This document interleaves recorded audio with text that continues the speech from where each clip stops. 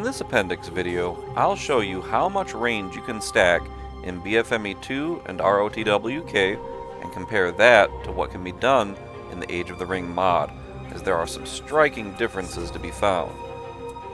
Like with stacking siege damage and range from the previous two appendix videos, stacking archer range is rare and a bit hard to pull off in any of the games, especially in the heat of battle. But it's my hope that anyone watching this video will be inspired to take the time to try, as there are many advantages in the hands of a skilled player.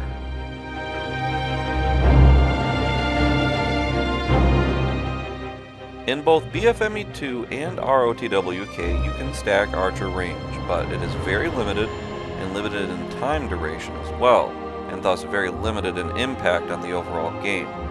Let's first look at the default range of the lower tier elven archers.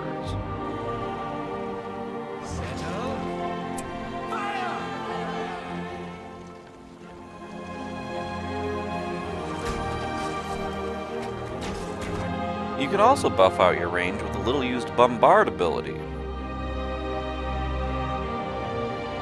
Weapons ready, elves. Let your bows sing.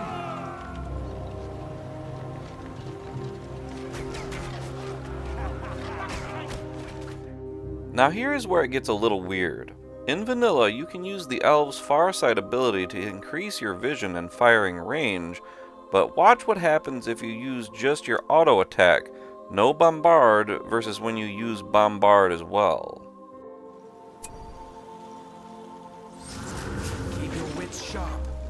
Now, elves, let them fly.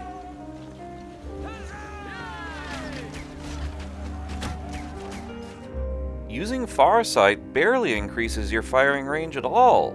In fact, you get a little bit better range with bombard.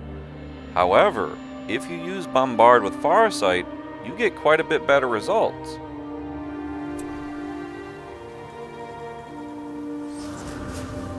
Weapons ready, elves.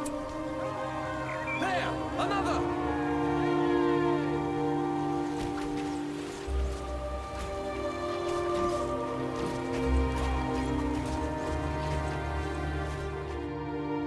As you can see, to use Farsight properly for increasing attack range, you really have to use it in conjunction with the bombard ability.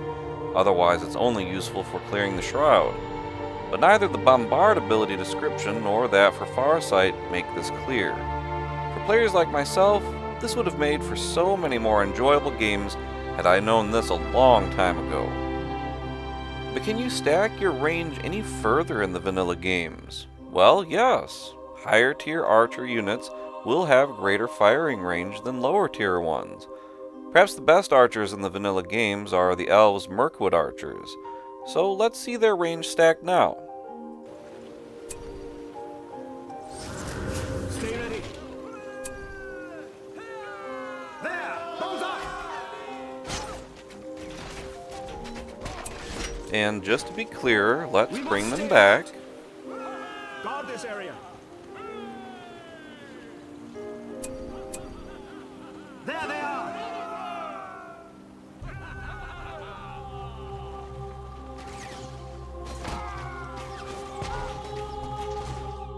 So that's a good deal better. Now, technically it could be argued that ROTWK's heroic unit, the Noldor Warriors, can fire farther, but the distance is mostly negligible at best. So the vanilla game system is pretty simple and straightforward, but as I said earlier, not much impact. Farsight lasts a very short time, so it's only useful in very specific circumstances for tactical value, such as when you know where an enemy is in an army and want to snipe them out. However, a great feature of the Farsight ability is that you can buff out your hero's firing range. This works on all heroes across the game, but is perhaps most keenly felt with the elves, since they have the best and most numerous archer heroes of all factions. You can buff out multiple heroes at once with Farsight for the best impact at getting a bit of an edge on your enemy's heroes. It doesn't add much range, but every little bit counts when needing to get the upper hand while staying outside your enemy's vision radius. Even just 1 or 2 extra shots before he finds you can tip the scales. Your filth will revenge of evil must end here. Now, or die! For Mirkwood. Evil shall never conquer these forests. Start the offensive. Now let's take a brief look at some alternative uses of bombard while we're dealing with it.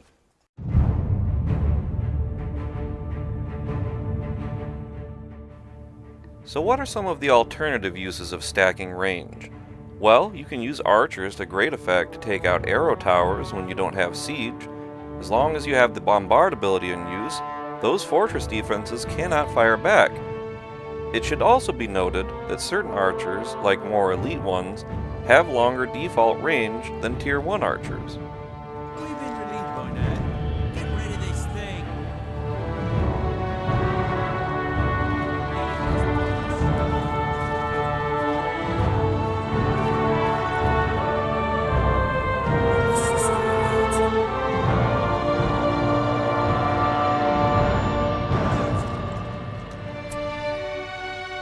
Reduce it to ashes.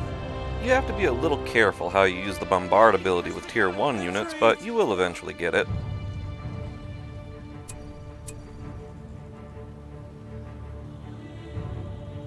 Another.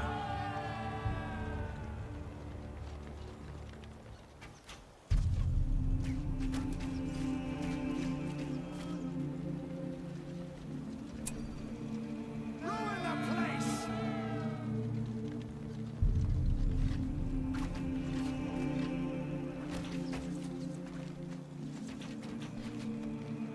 Regroup.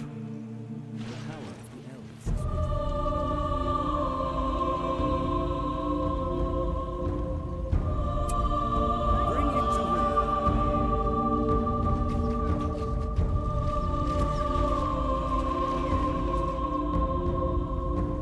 We have not forgotten. Dismantle this foul dwelling. Now let's see how archer range stacking works in the Age of the Ring mod.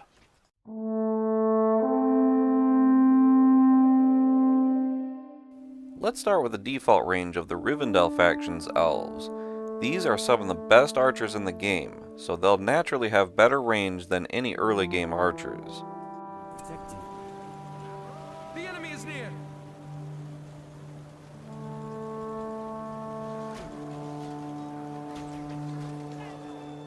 Now let's see a couple of the rare range buffs at work.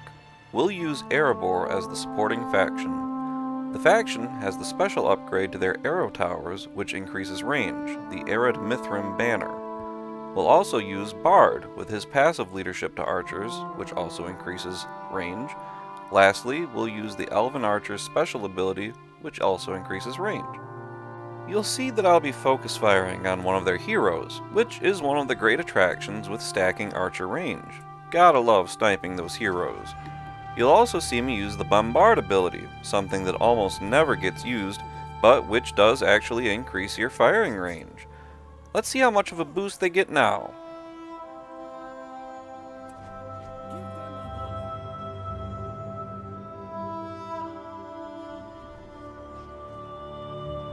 Notice how much damage I was able to incur upon the hero long before he could come into melee range.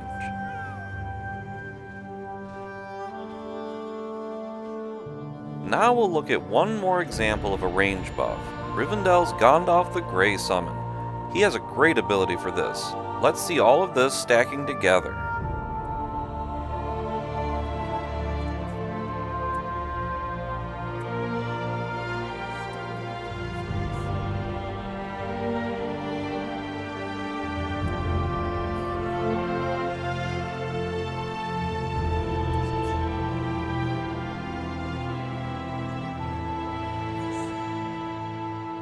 King Brand had time enough for only one arrow to be drawn before he fell.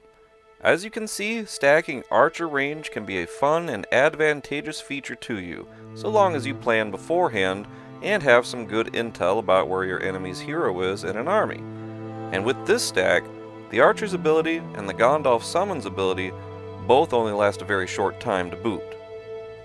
But if you plan accordingly, you can wipe out a hero causing high amounts of leadership buffs, like Brand, tipping the scales in your favor. And even for a smart player who would know to try to retreat his hero in time, the range stack will make it so much harder for him to get the hero away before his end draws near. There is a feature that sounds like it could provide an even greater boost to your range, but which is worded in a confusing way in its description. Erebor's Raven Banners, which we covered in Appendix G quite well.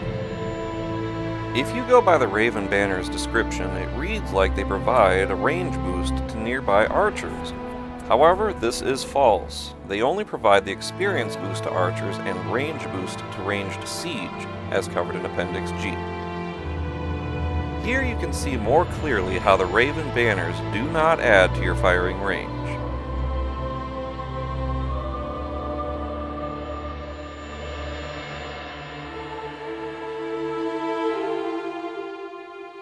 One of the coolest but most underrated mechanics of the BFME games is the ability to increase your archer range just from higher terrain height alone, giving you terrain height advantage.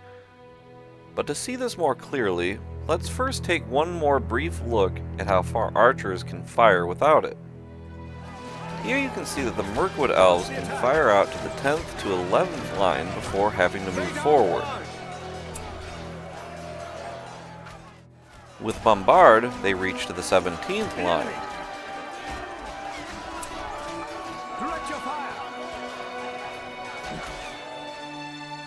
And with both Bombard and Farsight, they can reach all the way to the 20th line.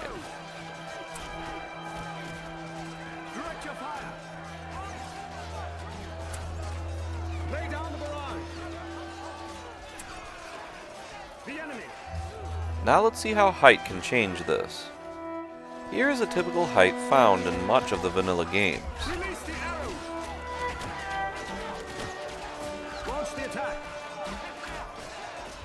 You can see that I'm slowly reaching out farther and farther to make sure of the max distance possible.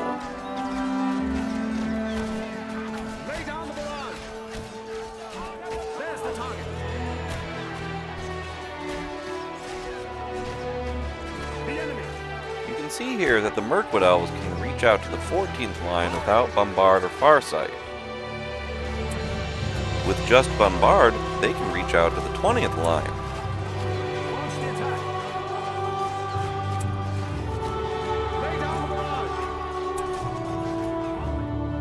And they can reach all the way out to the 24th line with both Bombard and Farsight. But what about arrow towers? How do they fit into terrain height advantage? And would Farsight stay active on your archers once garrisoned inside? Here we see just how far the arrow tower alone can fire, up to the 8th or 9th line, even with height, so not very impressive.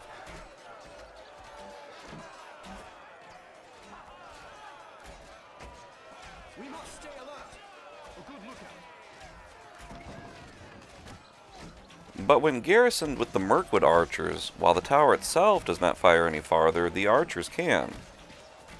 And they can fire out to the 14th or the 15th line.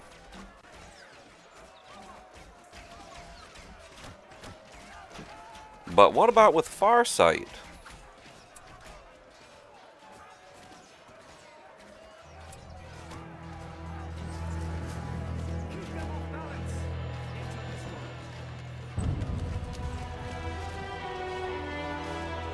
You can see the Farsight spell remains active while they are inside the tower, allowing them to fire to the 18th line. So how does all this detailed info actually look? Here's a handy little picture charting the progress of range. Even a relatively short height can make a decent difference, proof that holding the high ground is strategically advantageous in BFME. Now let's see how much more dynamic terrain height advantage can get in the Age of the Ring mod.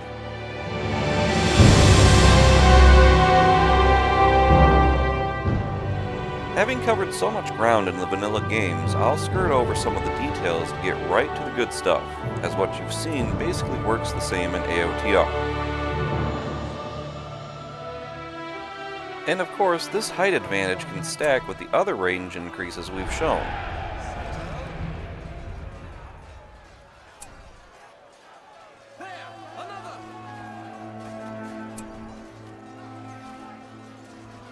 Let your bow sing!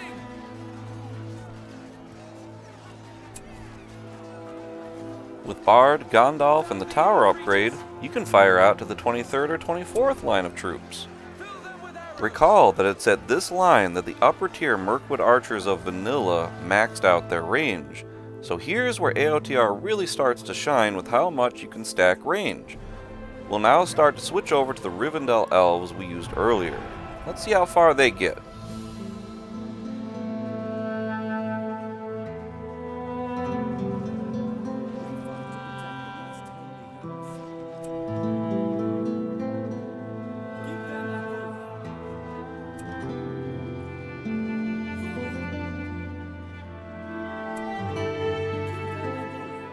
And with all range buffs, you can extend all the way out to the 29th or 30th line of troops.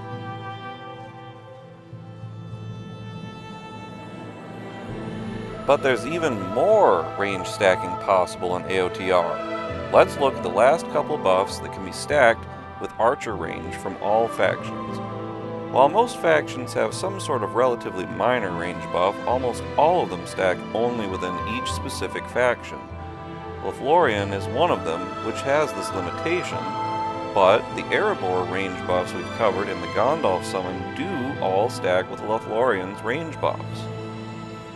So let's introduce these new range buff sources. The early game hero, Rhumiel, and the structure called the Hidden Sanctum. Rhumiel has a passive leadership range buff, while the Hidden Sanctum can permanently buff out selected units.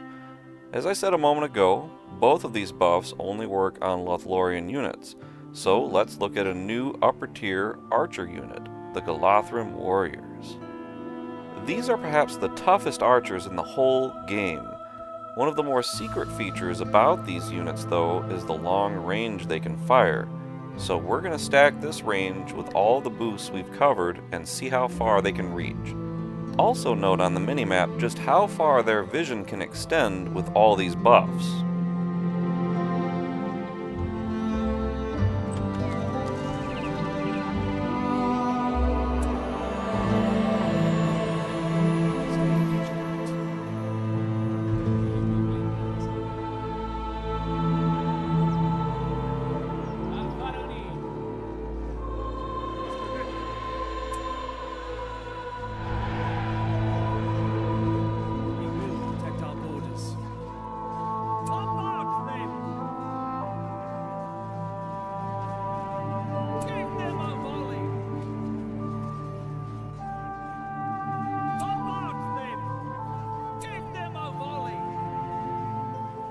The Galathrim Warriors can extend all the way to the 34th or 35th line.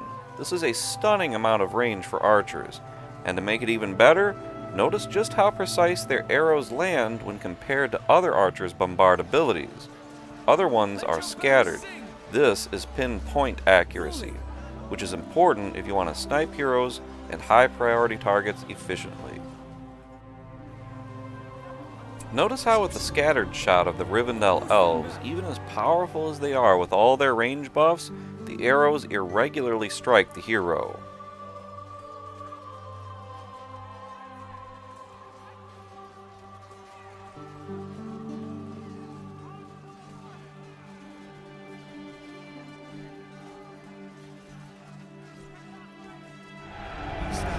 Now compare it to the deadly precision of the Galathrim archers.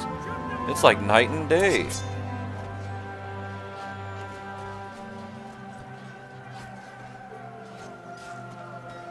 What's more, of all these range buffs, only the Gandalf one is limited in time. The rest are all permanent. Compare this to how in the vanilla games, Farsight is by far the main range buff and only lasts for about 30 seconds. And here's a clear visual charting the progression of each range boost. Pretty extraordinary. Recall how in the vanilla games, the max range stack with the very best upper tier archers can only extend to about the 24th line, and you can't go higher even in team games. In AOTR, you need only 2 teammates to get this maxed range, Erebor and LOTHLORIAN. That'll take you to the 29th to the 30th line. If you have a third teammate, Rivendell, with the Gandalf summon, you can do the max range at the 34th to the 35th line. Now, as incredible as this is, believe it or not, there is even more range possible through even higher terrain. I've seen so many people over the years ask in forums, how much extra range does terrain height give? But I've never seen anyone give a good answer. Here is your answer. It depends on how high the terrain is. In other words, the higher the terrain, the more range you get. So I decided to try for a more extreme range that is still a bit closer to some of the more mountainous maps in the BFME games. In the vanilla games, maps really don't provide much height at all across the board. However, in AOTR there are quite a number of such maps. The height I chose is comparable to some of the maps with higher altitudes. Notice the difference in the minimap. Let's see the Golothrim archers now.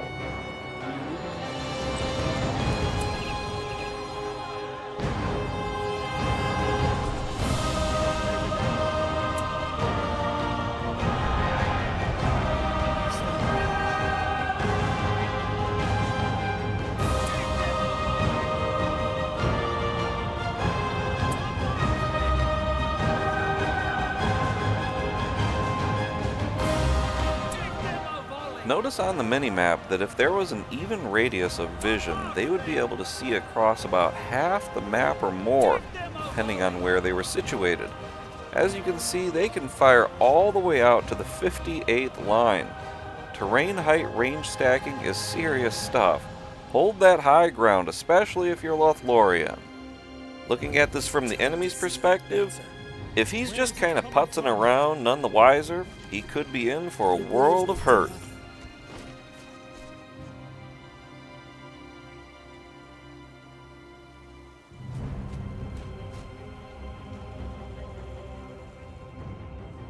As impressive as all of this is, unfortunately there's a glaring caveat.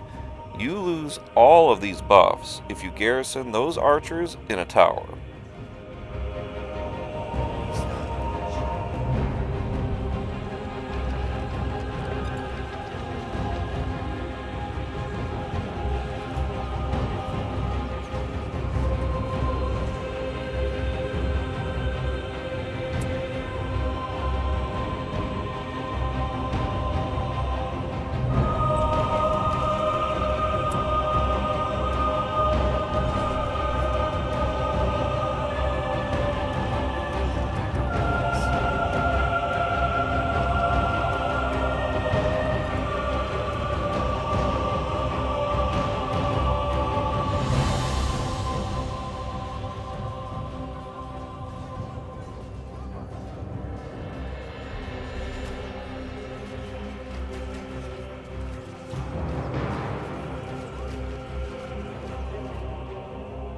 This works the same for even temporary buffs like Gandalf's.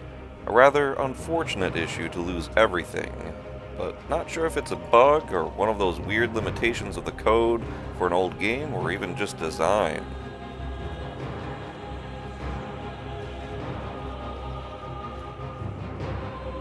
Unfortunately, archer heroes in AOTR are not as easily buffed in their range as in vanilla. In AOTR, there is no equivalent of the Farsight power, some universally applicable power to affect both normal units and heroes at once. Instead, only rare heroes can buff their own range, like Rivendell's Aragorn. This is a little bit of a loss, but not that big when you consider all of the great buffs explored earlier.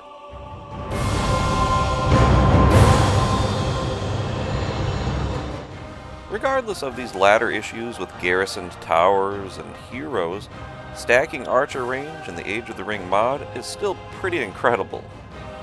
While you'll likely never see any of this in any competitive game, stacking all these range buffs with height advantage especially could prove to be quite useful in PvE battles or custom maps of your own, or fortress battles. But honestly, stacking range boosts is most useful for quick bursts to get a good edge on your enemy in order to snipe down heroes or other high priority targets. Certain maps would work especially well with this stack though.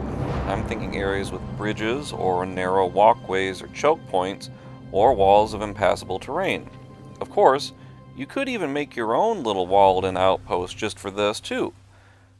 Great casual gaming tips to have some old-fashioned base-building fun for a classic comp stomp.